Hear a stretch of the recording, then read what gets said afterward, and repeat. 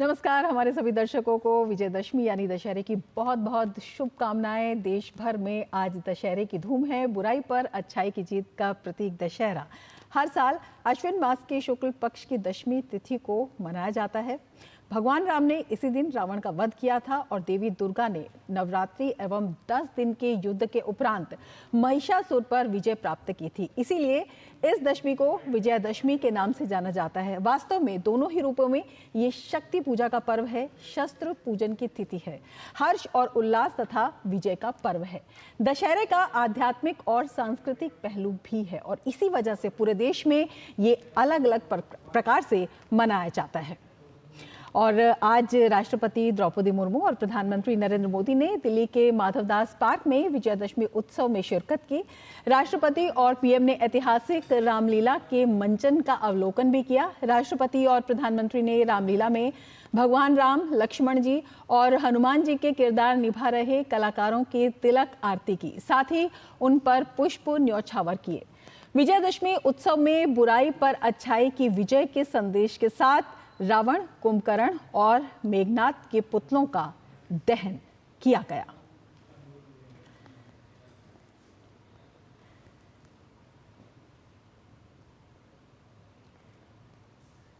तो ये दिल्ली में विजयदशमी उत्सव के दृश्य हैं। प्रधानमंत्री नरेंद्र मोदी और राष्ट्रपति द्रौपदी मुर्मू इसमें शामिल हुए और रावण दहन प्रक्रिया में हिस्सा लिया।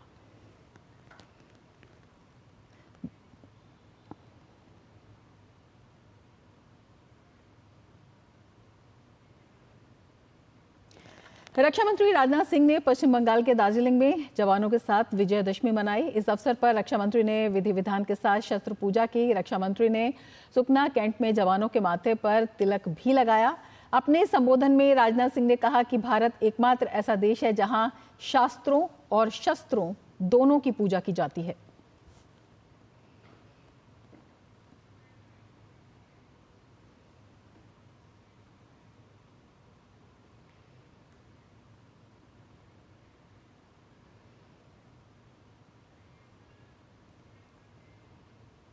मैं आप सभी को विजयादशमी के इस पावन पर्व की हार्दिक बधाई देता हूं और आपके परिवारजनों को भी मैं अपनी हार्दिक शुभकामनाएं देता हूं।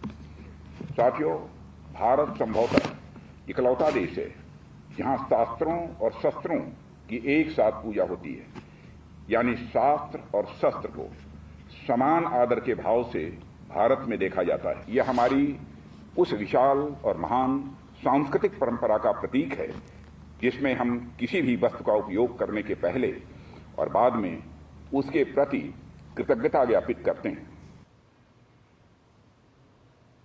उधर नागपुर स्थित राष्ट्रीय स्वयंसेवक संघ के मुख्यालय में भी आज विजयदशमी उत्सव मनाया गया। इस अवसर पर सरसंघचालक डॉक्टर मोहन भागवत ने शस्त्र पूजा की। इस मौके पर केंद्रीय मंत्री नितिन गडकरी, महाराष्ट्र के मुख्यमंत्री देवेंद्र फडणवीस और पूर्व इसरो प्रमुख के सिवन भी उपस्थित रहे। 27 सितंबर 1925 में विजयादशमी के दिन ही संघ की स्थापना हुई थी।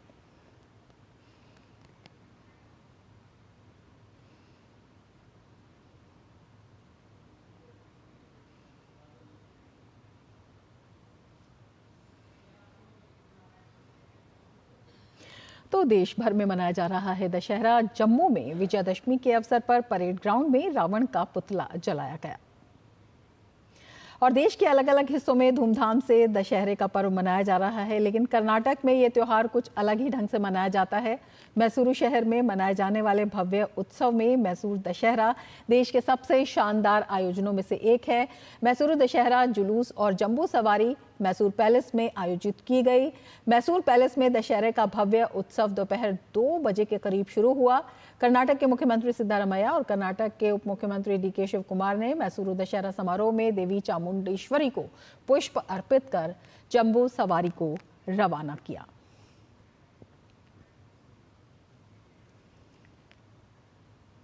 तो अलग अलग तरीके से मनाया जाता है दशहरे का त्यौहार। मध्य प्रदेश सरकार के नगर विकास एवं आवास मंत्री कैलाश विजयवर्गीय ने धार में विजयदशमी के शुभ अवसर पर शस्त्र पूजा की। विजयदशमी के मौके पर शस्त्र पूजा करना राष्ट्र की संप्रभुता के रक्षक के रूप में हथियारों के प्रति सम्मान का प्रतीक है। इस मौके पर प्रदेश मंत्री ने विधि विधान के साथ कलश पूजा के साथ अनुष्ठान किया।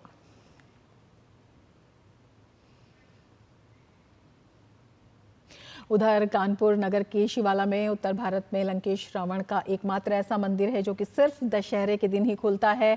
आज विजयदशमी की सुबह मंदिर के कपाट खोले गए। साफ सफाई के बाद मंदिर के पुजारी द्वारा विधि विधान से रावण का जलाभिषेक, श्रृंगार और पूजन श्रृंगार किया गया। लगभग 200 वर्ष पुराने दशानन मंदिर में लंकापति रावण देवी देवताओं के पहरेदार के रूप में वहां पर विराजित हैं। रावण को तरोई के फूल के साथ सरसों के तेल का दीपक अर्पित किया जाता है।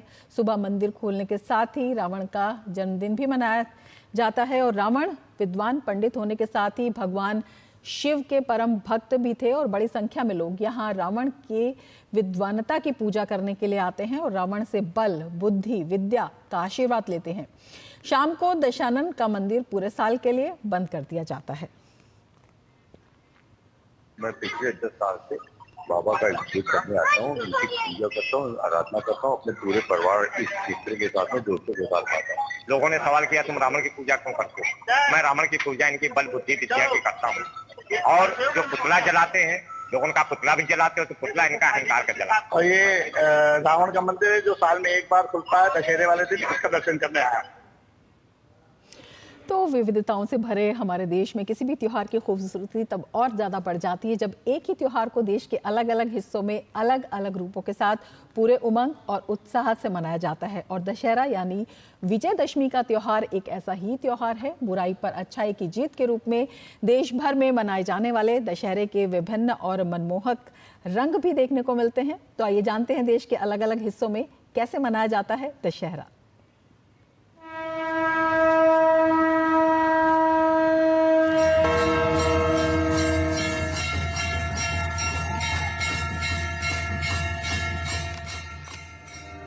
नवरात्रि के 9 दिनों के बाद दशहरा यानी विजयदशमी का त्योहार मनाया जाता है। दशहरा को अधर्म पर धर्म की विजय के रूप में मनाया जाता है। यह एक ऐसा पर्व है जिसे पूरे देश में एक ही दिन मनाया जाता है, लेकिन इस पर्व की विविधता उत्तर से दक्षिण तक अलग अलग है। कुल्लू का दशहरा देश भर में ही नहीं बल्कि अंतर्राष्ट्रीय स्तर पर मशहूर है। इसे देखने के लिए देश विदेश से हजारों लोग कुल्लू में एकत्रित होते हैं। कुल्लू के दशहरे में ना तो रामलीलाएं होती हैं और ना ही रावण का पुतला जलाया जाता है। इस मौके पर कुल्लू के विशाल मैदान में रघुनाथ जी का दरबार लगता है और कुल्लू घाटी के लोग अपने अपने देवी देवताओं का रथ सजाकर पैदल ही रघुनाथ जी के दरबार में पहुंचते हैं। दशहरे के दिन कुल्लू में रघुनाथ जी की रथ यात्रा निकाली जाती है। खास बात यह है कि कुल्लू के दशहरे की शुरुआत उस दिन होती है जिस दिन देश भर में दशहरा मनाए जाने के साथ ही इस उत्सव का समापन होता है। माना जाता है कि कुल्लू के दशहरे की शुरुआत 17वीं सदी में राजा जगत सिंह ने की थी।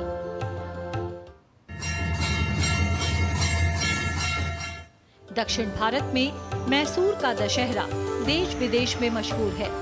मैसूर के दशहरे में मां दुर्गा के चामुंडेश्वरी रूप की पूजा की जाती है। ऐसी मान्यता है कि महिषासुर, जिसके नाम पर मैसूर का नाम पड़ा, एक दुष्ट राक्षस था जिसका देवी चामुंडेश्वरी ने वध किया। 10 दिन तक चलने वाले विजयदशमी उत्सव की शुरुआत चामुंडेश्वरी की विशेष पूजा अर्चना से होती है। दशहरे के दिन हाथी, घोड़े और सजे हुए रथों की शोभा यात्रा निकाली जाती है।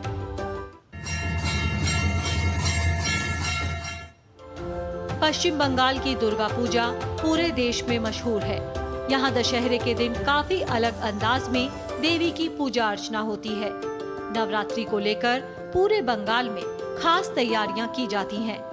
बंगाल की पूजा में ढाक के संगीत पर आरती का विशेष आकर्षण दिखता है। इसमें बड़ी संख्या में लोग मां को विदाई देने के लिए पूजा पंडालों में पहुंचते हैं। इस मौके पर महिलाएं आपस में एक दूसरे को सिंदूर लगाती हैं। इसे सिंदूर खेला कहा जाता है। सिंदूर खेला के बाद माता का विसर्जन किया जाता है। गुजरात में दशहरे से पहले आयोजित किया जाने वाला नवरात्रि उत्सव वहाँ का सबसे रंग बिरंगा पर्व माना जाता है। रंग बिरंगी पोशाक पहने लोग बड़ी संख्या में सामूहिक रूप से नवरात्रों की सभी नवरातों को गरबा के नृत्य में शामिल होते हैं। दशहरे की शाम यहाँ रावण के पुतलों को आतिशबाजी के साथ जलाया जाता है। नवरात्रों में यहाँ एक अन्य परंपरा भी प्रचलित है। मिट्टी के घड़ों में छिद्र करके उसमें दिए जलाकर इन मटकों को लोग अपने अपने मोहल्ले के मुख्य चौराहों पर लटका देते हैं।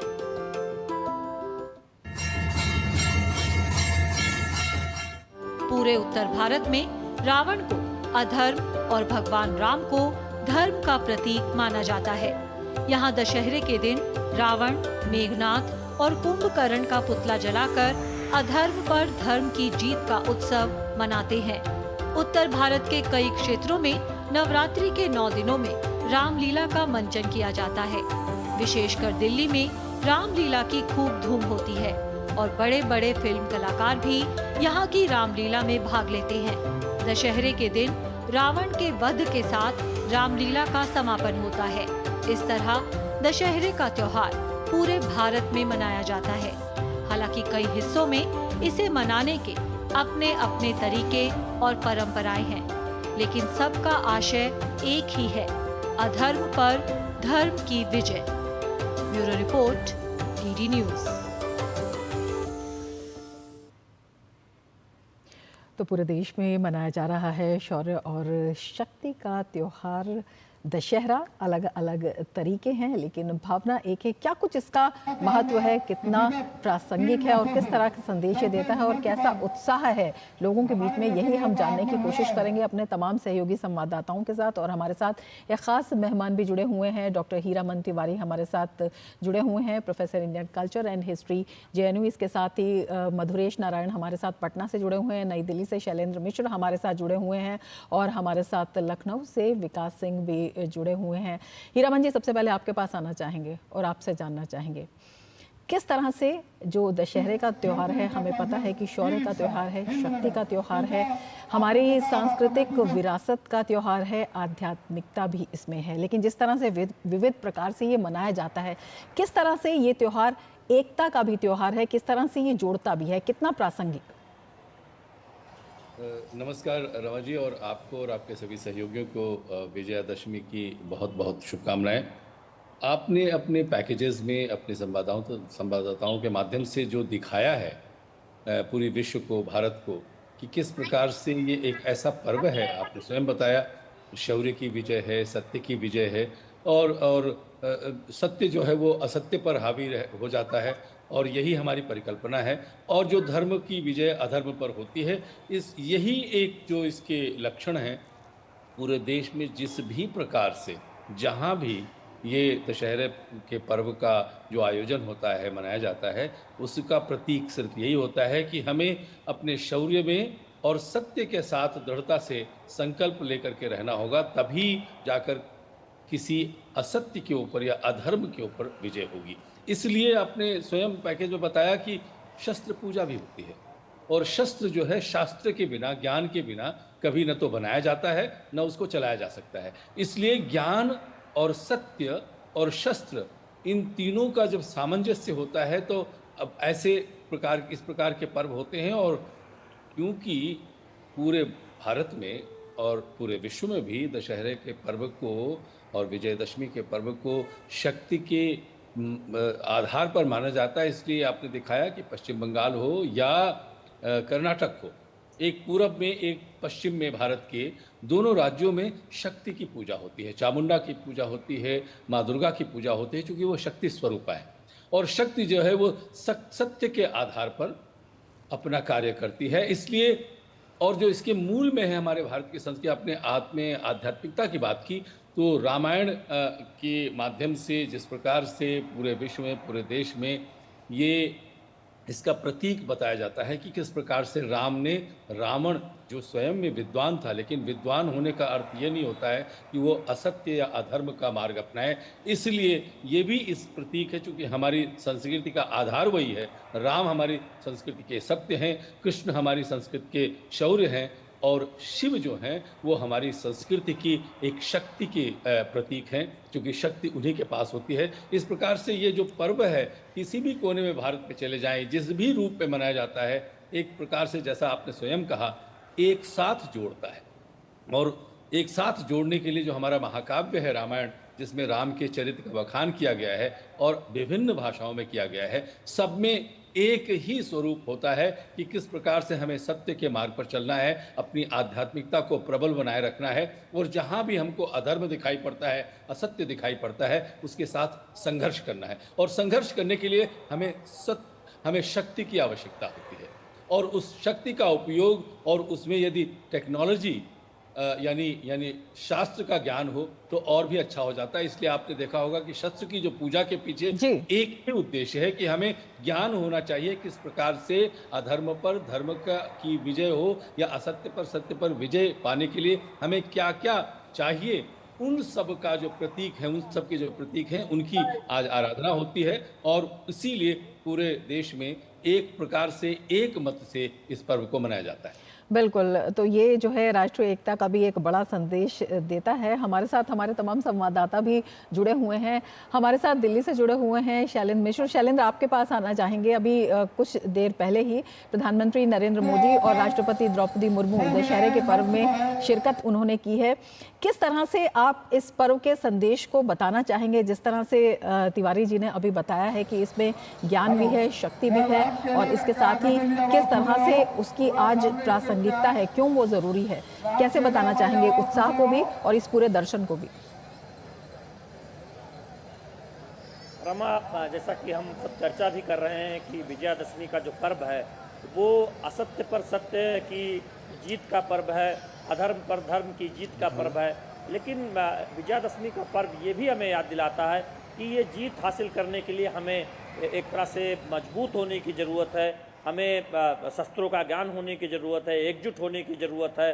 और जो भारतीय परंपरा में शस्त्र और शास्त्र की जो एक महत्ता है वो आज के दिन जरूर याद आती है कि कैसे हम एकजुट एक समाज के तौर पर एकजुट होकर मजबूत हो सकते हैं। आज के समय में जब हम जानते हैं कि बीते दशकों में देखें भारत की जो शक्ति है दुनिया भर में वो काफ़ी बढ़ी है, भारत की साख बढ़ी है, उसी के साथ साथ चुनौतियां भी बढ़ी हैं। दुनिया में तमाम एक तरह से देखें कुप्रचार भी एक तरह से वो एक तंत्र चलता रहता है। तो कैसे हम एकजुट होकर इन सब का सामना कर सकते हैं, ये जब विजयादशमी आती है तो हम सब ये जानते हैं कि धर्म की जीत होती है। रावण का वध भगवान राम ने किया था, असत्य पर सत्य की विजय हुई थी, और दुनिया भर में एक संदेश गया था कि कितना भी ताकतवर कोई क्यों ना हो, लेकिन अगर वो असत्य के मार्ग पर चलता है, अगर वो अहंकार के मार्ग पर चलता है, अगर वो अधर्म के मार्ग पर चलता है तो उसका पतन निश्चित है, रावण की तरह उसका भी अंत होना है। तो ये एक बहुत बड़ी सीख है आज के दिन, जो हमारी भावी पीढ़ी है, जो युवा पीढ़ी है, कि उसे सत्य के मार्ग पर चलना है, उसे धर्म के मार्ग पर चलना है, उसे एकजुट रहना है। बिल्कुल, ये एक बड़ा संदेश है, और यही ये जो हमारे पर्व होते हैं उन्हें मनाने का एक मकसद भी होता है। आप जुड़े रहिए हमारे साथ, लेंगे एक ब्रेक, देखते रहिए डीजी न्यूज। आपके घर के खाने में रेस्टोरेंट जैसा स्वाद ले आए MDH का शाही पनीर मसाला। पनीर को क्या मस्त बना डाला। बात जब पीढ़ियों के लिए बनने वाले घर की हो तो जिम्मेदारी बड़ी हो जाती है। गैलेंट समझता है ये जिम्मेदारी। अब डबल M रिब्स के साथ गैलेंट एडवांस TMT रीबार, निर्माण का रियल हीरो। हाथ धोकर आते हैं। साबुन की जगह हैंड वॉश। मोहन का प्रमोशन हो गया क्या? सैवलॉन हैंड वॉश तो हमारा रोज का है। सिर्फ 10 रुपए में 200 ml हैंड वॉश बनाओ। Savlon powder to gel hand wash, germ से बचाए, शान बढ़ाए। सारी छुर्रियां भर देती हैं, दीवार हमवार कर देती हैं। तो पुट्टी भर ले, हाँ पुट्टी भर ले। वंडर वॉल पुट्टी दे एक परफेक्ट फिनिश। गोल्डी मसाले के 100 ग्राम के स्पेशल पैक्स में फ्रेशनेस लॉक है। ऐसे गोल्डी मसाले जहां जाएं रिश्ते बनाए। ब्रेक के बाद फिर से आपका स्वागत है। हम बता रहे हैं देश भर में किस तरह का संदेश दशहरे का और किस तरह से अलग अलग जो प्रदेश हैं वहाँ पर मनाया जा रहा है दशहरा। पटना से हमारे साथ मधुरेश भी जुड़े हुए हैं। मधुरेश, आपसे जानना चाहेंगे वहाँ पर किस तरह से मनाया जाता है और कितना उत्साह? देखिए, पटना में भी जो दशहरे का त्यौहार है वो बृहद मनाया जाता है। यहाँ जगह जगह हर मोड़, हर चौक चौराहे पर मूर्ति की स्थापना की जाती है और इसके साथ ही लोग माँ की आराधना करते हैं। असल में पटना का नाम जो है वो 51 शक्तिपीठों में से एक माता पटनेश्वरी के नाम पर ही है। ऐसी मान्यता है कि यहाँ माता का पट गिरा था, तो इसी के नाम पर यहाँ इसी का नाम, शहर का नाम पटना रखा गया।